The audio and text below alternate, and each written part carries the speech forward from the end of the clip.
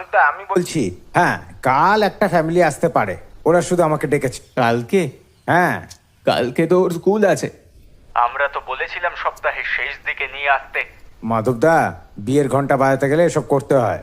সপ্তাহে যে কোনো দিন যা ইচ্ছা তাই হয়ে যেতে পারে, তাই না? সম্বন্ধ যখনই আনবো তখনই সমস্যা।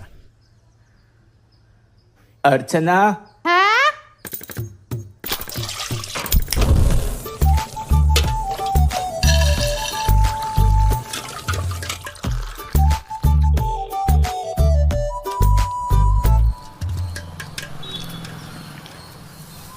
হ্যালো।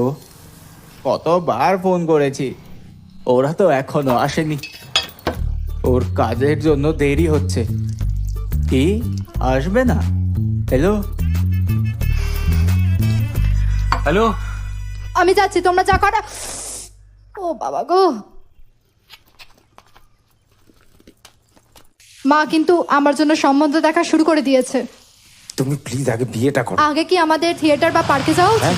আরে বলো না, আগে আমাদের কোথায় যাওয়া উচিত? প্রথমে আমরা পার্কে যাই, তারপর সিনেমা দেখবো, ঠিক আছে?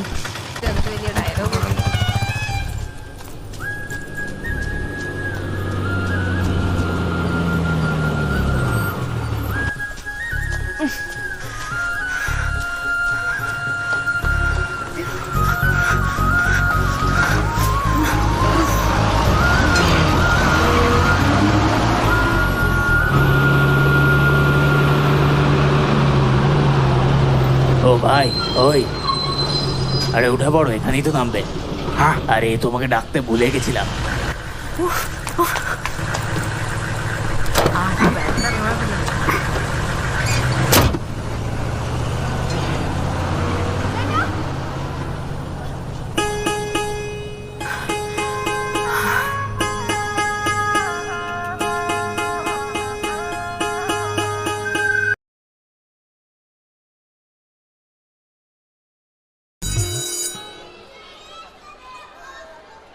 এটাও কি ঠিক করে লেখা যায় না?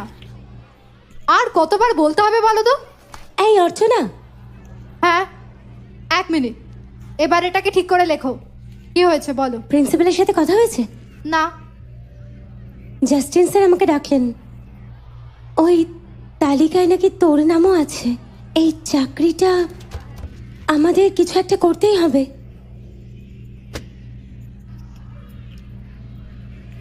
আমার চাকরি চলে গেলে সংসারের কি হবে? ম্যাম, কোনো টিচার আসেনি, আমরা বাইরে যাব। আমি আসছি। আমার মনে হয় ওদের সাথে কথা বলা দরকার। আমি ক্লাসে যাচ্ছি, ঠিক আছে?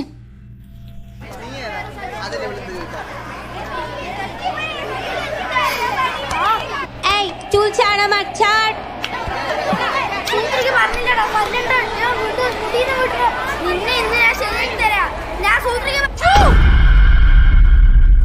চুপ করো, না হলে মেরে পিঠের ছাল তুলে দেবো।